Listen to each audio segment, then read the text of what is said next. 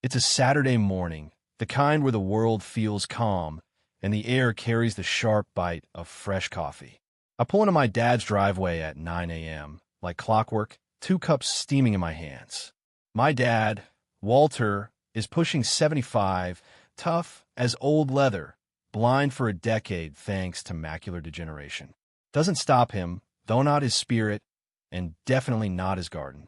"Morning, Dad," I call, slipping through the back door. "Got your usual." "Jack, you're right on time." Walter's voice rumbles from the Lee VYing room, warm and rough. "Planted some sage by the zucchini yesterday. Smells like summer." That's my dad's world is woven from smells, sounds, and the feel of things. His garden's his pride. Not some fancy estate, just a neat suburban plot, but it's flawless.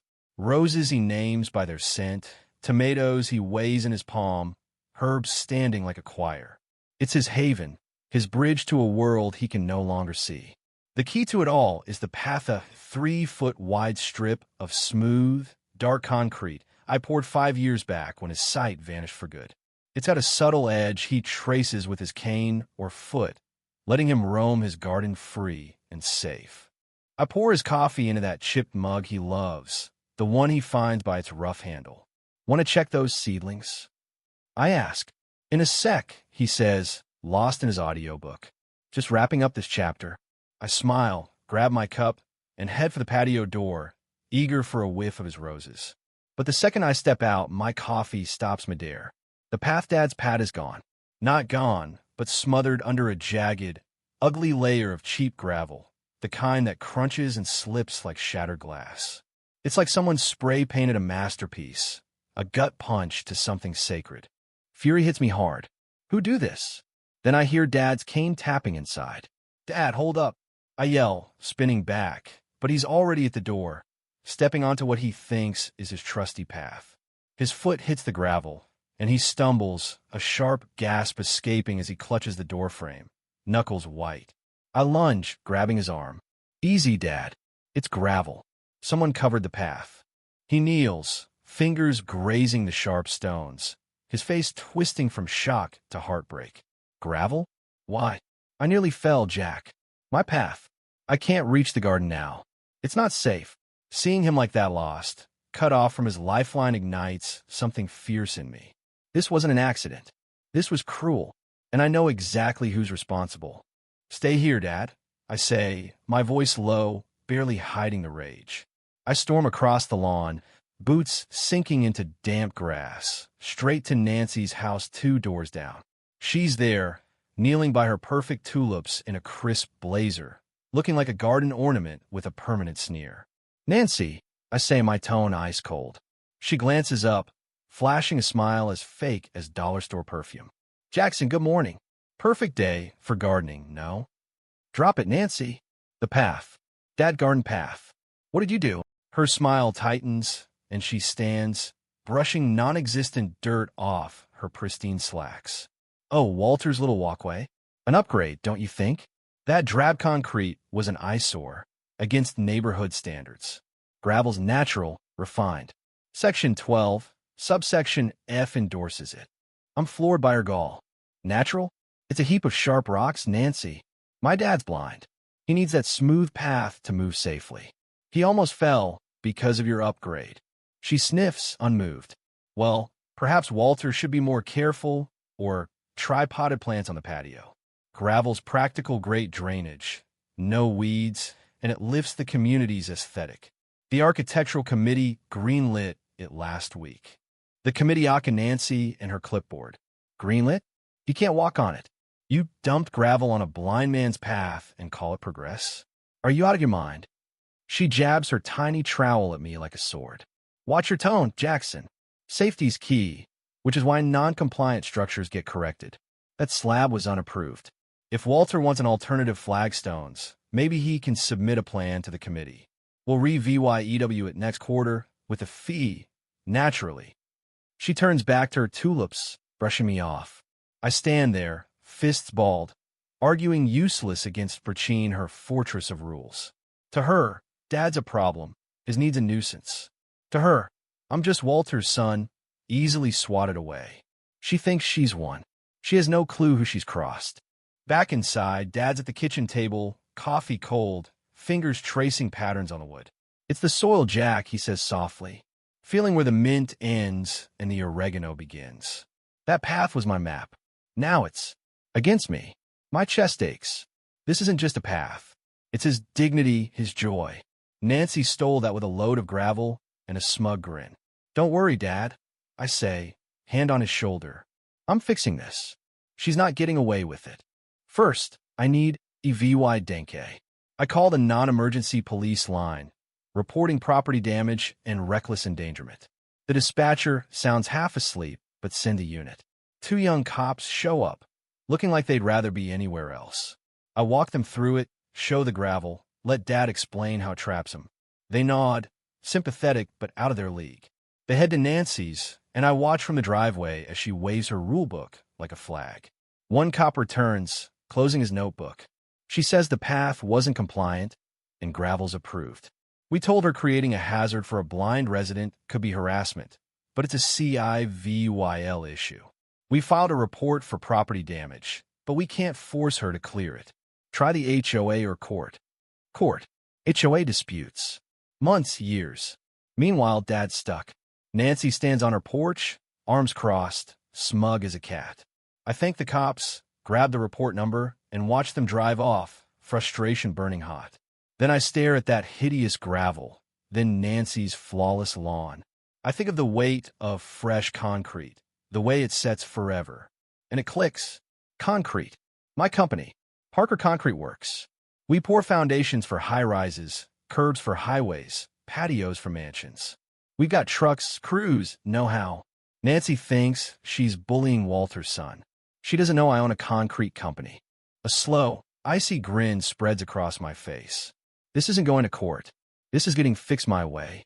Monday morning, I call my foreman, Sam, a guy I've known 20 years, built like a tank and loyal as they come. "Sam, special job. Monday, 7 a.m. personal." He chuckles.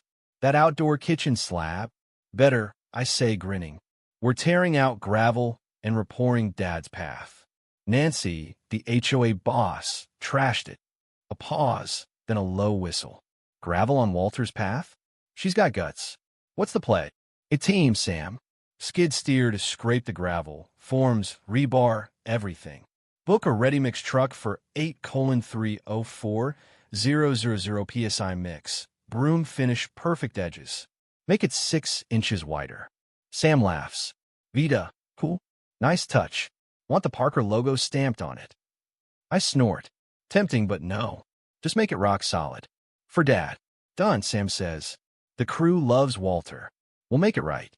Next, I call the city for a permit, citing the police report for pathway repair due to vandalism. No risks with Nancy's whining. Sunday, Sam and I measure the path, setting stakes. Right on cue, Nancy appears, clipboard in hand. "Jackson, what's this?" she snaps. "Just measuring," I say, cool as ice. Planning ahead. She bristles. "All work needs committee approval. No permit." Sam steps up, calm but looming. "Just numbers for a submission, ma'am. No work today." She glares, mumbles about fines, and marches off. "Charming," Sam mutters. "A peach," I reply. "Tomorrow, 7 a.m. Let's make her squirm." Monday breaks crisp and clear. I'm on Dad's patio, coffee in hand, Dad waiting eagerly inside. At 7 o'clock sharp, Sam rolls up with a skid steer, followed by my top guys, Eddie and Nate with forms and tools. They nod, dive in. The skid steer growls, scraping gravel into a tidy pile right by Nancy's precious lawn. Pure chance, I'm sure. Forms go up, rebars laid, all precision. At 8:15, Nancy charges down the street, phone glued to her ear, clipboard flapping. "I warned you," she screeches. "Illegal construction. I'm calling the police." The ready-mix truck rumbles in, drowning her out. "Stop," she yells, flailing at the driver, who looks lost. I stroll over, holding the permit. "Morning, Nancy. Nice day for repairs, right? City permit for vandalism repair, police report included. All legit." She sputters. "The HOA. No committee approval. It's non-compliant." I shrug. "Not an HOA matter, Nancy. This is Parker Concrete Works, fixing your mess. We do skyscrapers, city sidewalks. A safe path for my blind dad. Child's play. I signal the driver, and concrete flows, smooth and glorious. Nancy's jaw drops.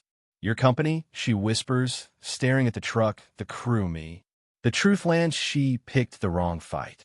A police cruiser pulls up, same cop for Saturday. Nancy points wildly. Arrest them. No, HOA approval. I hand over the permit, explain the vandalism repair. The cop eyes our setup, then Nancy, who's unraveling. Ma'am, this is a permitted job fixing reported damage. Not our problem. Sort it with the HOA. He gives her a look, quit wasting our time, and drives off. Nancy stands frozen as we finish the pour, screeding it smooth, edging it perfectly. The gravel pile looms by her tulips. My crew cleans up, pros to the end. The path is done solid, safe forever. Days later, I pull the forms. It's stunning, 6 inches wider, a work of art. Dad steps out, cane tapping, my arm ready. He slides his foot forward, taps, and a smile lights his face. Jack, it's perfect, better than before.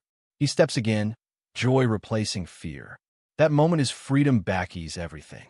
Neighbors peek out, GIVYing quiet nods. Old Mrs. Harper brings dad brownies. Nancy's gravel pile sits until she hires some teens to haul it away. A week later, the HOA sends a DULA $500 fine for unapproved installation. I send back the police report, the permit, and a DULA $600 invoice from Parker Concrete for emergency gravel removal and hazard abatement. I offer to deduct their fine. Leah VYing DULA $100 due. Never hear back. Funny how that works. Now, Dad's out in his garden every morning, hands in the dirt, MOVYing confidently on his path. We sip coffee on the patio, roses in the air.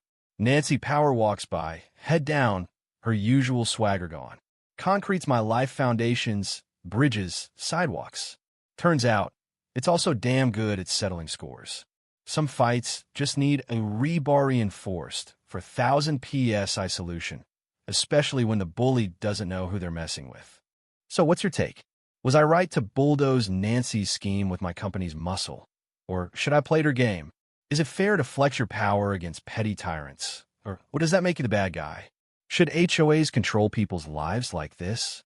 Drop your thoughts below, smash that like button if you're Team Walter, and subscribe for more stories of underdogs striking back.